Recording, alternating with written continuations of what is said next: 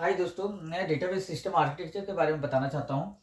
यहाँ पर database system architecture है, ठीक है। डेटाबेस सिस्टम आर्किटेक्चर ये बताता है कैसे डेटाबेस सिस्टम को बनाया जाना है, स्ट्रक्चर किया जाना है और कैसे यूजर इंटरेक्ट करेगा डेटाबेस को, ठीक है।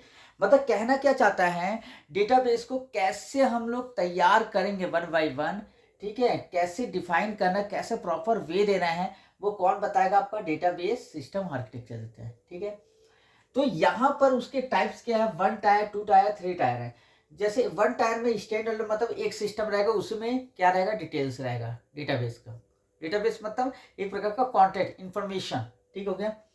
2 टायर मतलब एक क्लाइंट रहेगा, एक सर्वर रहेगा, ठीक है। क्लाइंट मतलब जस्ट रिक्वेस्ट भेजेगा किसको, जिसके पास डिटेल्स है, वो एक्सेस करेगा किससे, डेटाबेस। मतलब डेटाबेस का मतलब होता है जिसके पास डिटेल्स है हर रिकॉर्ड का, ठीक है। हर रिकॉर्ड का डिटेल्स है। मान लीजिए किसी टेबल का रिकॉर्ड है, जैसे मान लीजिए स्टूडेंट का रिकॉर्ड है, सोहन का रिकॉर्ड है, तो सोहन का रिकॉर्ड वो क्लाइंट एक्सेस कर सकता है डेटाबेस से, ठीक है।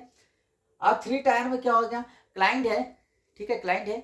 और क्या बोलता है, एप्लीकेशन, एप्लीकेशन सर्वर है, एप्लीकेशन सर्वर है जो कनेक्ट किससे रहेगा, अलग 3 कंपोनेंट्स मतलब डेटाबेस से रहेगा। मतलब क्लाइंट, एप्लीकेशन सर्वर, डेटाबेस, ठीक है। इसलिए इसको 3 टायर बोलते हैं। ऐप क्लाइंट क्या बोलते हैं, रिक्वेस्ट भेजेगा एप्लीकेशन सर्वर को, एप्लीकेशन सर्वर क्या करेगा, एक्सेस करेगा स्टूडेंट के रिकॉर्ड को। एक्सेस करने के बाद क्या करेगा, वो क्लाइंट को देगा। हो गया 3 टायर, ठीक है। अब डेटा एब्स्ट्रैक्शन का मतलब क्या होगा, डेटा एब्स्ट्रैक्शन का मतलब हो गया जो मेन डिटेल्स को ये हाइड करके रखता है। मतलब सॉरी, ये मेन डिटेल, ये हाइडिंग करता है कॉम्प्लेक्स डिटेल्स को, मतलब बहुत सारी डिटेल्स को हाइड करके रखता है, बस मेन डिटेल्स को शो करता है। मतलब नेसेसरी इंफॉर्मेशन को दिखाता है यूजर को, और कुछ नहीं है, ठीक है।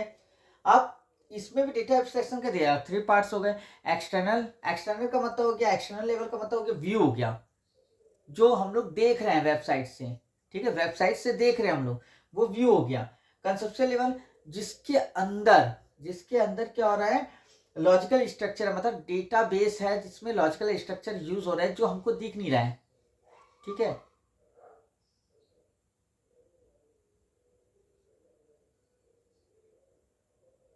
ठीक है। अब इंटरनल लेवल क्या हो गया, फिजिकल स्टोरेज।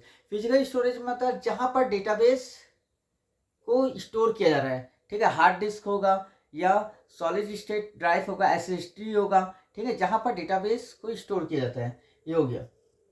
अब इसके बारे में हम लोग तो जान गए। अब इसमें ही एक पार्ट है, क्या है आपका, यहाँ एक्सटर्नल लेवल को क्या कहा जाता है, यूजर व्यू। कॉन्सेप्चुअल लेवल को क्या कहा जाता है, लॉजिकल स्ट्रक्चर। इंटरनल लेवल को क्या कहा जाता है, फिजिकल स्टोरेज, ठीक है। डेटा इंडिपेंडेंस एक पार्ट्स है, जहां पर क्या बोल रहे हैं, इसी के पार्ट्स है, इसी के बारे में है, किसके बारे में है, आपका डेटा एब्स्ट्रैक्शन के बारे में। जहां पर डेटा एब्स्ट्रैक्शन के लेवल के बारे में बताया जा रहा है, जहां पर क्या बोल रहे हैं, ability to change one level of database without affecting other level. मतलब अगर मान लीजिए एक लेवल में हमने चेंजेस किया है ना, कंसेप्शन लेवल में अगर चेंजेस किया ना, एक्सटर्नल लेवल पर कोई फर्क नहीं पड़ेगा, ठीक है। अगर इंटरनल लेवल पर कोई चेंजेस करें, कंसेप्चुअल लेवल पर कोई फर्क नहीं पड़ेगा, तो उसको बोला जाता है डेटा इंडिपेंडेंस, ठीक है। लॉजिकल डेटा इंडिपेंडेंस होता क्या है, डेटा क्या होता है, या चेंज कर रहे हैं conceptual level does not affect external level, hard to achieve. Hard to achieve क्यों बोला गया है, देखो हमारे पास एक क्या है, स्टूडेंट का रिकॉर्ड है, ठीक है, जहां पर date of birth, address, name है, ठीक है। जहां पर हमको मोबाइल नंबर ऐड करना है, तो मोबाइल नंबर ऐड करने के लिए हमको उस टेबल का नाम याद होना चाहिए, इसलिए वो क्या है, उसका डिटेल्स पता होना चाहिए। तो जिसके लिए वो क्या होगा, हार्ड होगा फॉर अचीव करने के लिए। हो गया यहां तक। दूसरा फिजिकल डेटा इंडिपेंडेंस क्या होता है, जहां पर अगर मान लीजिए चेंज करते हैं इंटरनल लेवल में, इंटरनल लेवल में अगर चेंजेस करते हैं, मान लीजिए does not affect conceptual level, मतलब कोई इफेक्ट नहीं पड़ेगा आपका, आपके लॉजिकल डेटा इंडिपेंडेंस में, ठीक है।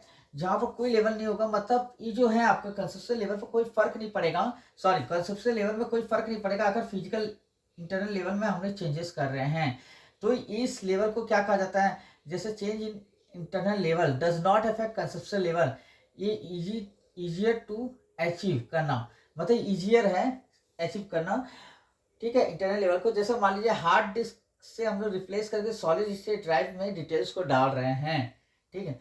तो ये सारे चेंजेस इजी है चेंज करने के लिए, लेकिन रिकॉर्ड के लिए चेंजेस थोड़ा हार्ड है, क्योंकि हमको ही उसके बारे में जानकारी होना चाहिए, बस और कुछ नहीं, ठीक है। अब डायग्राम देखते हैं एक्सटर्नल लेवल और कंसेप्चुअल लेवल, इंटरनल लेवल के, ठीक है।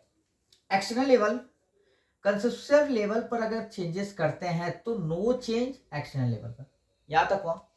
अगर इंटरनल लेवल में चेंजेस करते हैं तो नो चेंज कंसेप्चुअल लेवल, ठीक है। इंटरनल लेवल में क्या होगा, फिजिकल इंडिपेंडेंस हो रहा है, जो फिजिकल इंडिपेंडेंस हो रहा है, अगर इंटरनल लेवल में चेंजेस कर रहे हैं तो बाकी में चेंजेस नहीं हो रहा है, सॉरी, इंटरनल लेवल में चेंजेस कर रहे हैं तो कंसेप्चुअल लेवल में कोई फर्क नहीं पड़ेगा, इसको बोलते हैं फिजिकल इंडिपेंडेंस। अगर मान लीजिए कॉन्सेप्चुअल लेवल में चेंजेस करते हैं तो नो इफेक्ट एक्सटर्नल लेवल, तो इसको कहा जाता है लॉजिकल इंडिपेंडेंस, ठीक है। ये हो गया आपका डेटाबेस सिस्टम आर्किटेक्चर के बारे में। एक बार देख लीजिए क्या है क्या नहीं है, ठीक है, फोटो खींच लीजिए और इसके इस पैटर्न के अनुसार आप और डिटेल्स आप डिस्क्राइब कर सकते हो बुक से, ठीक है। Thank you for watching my video.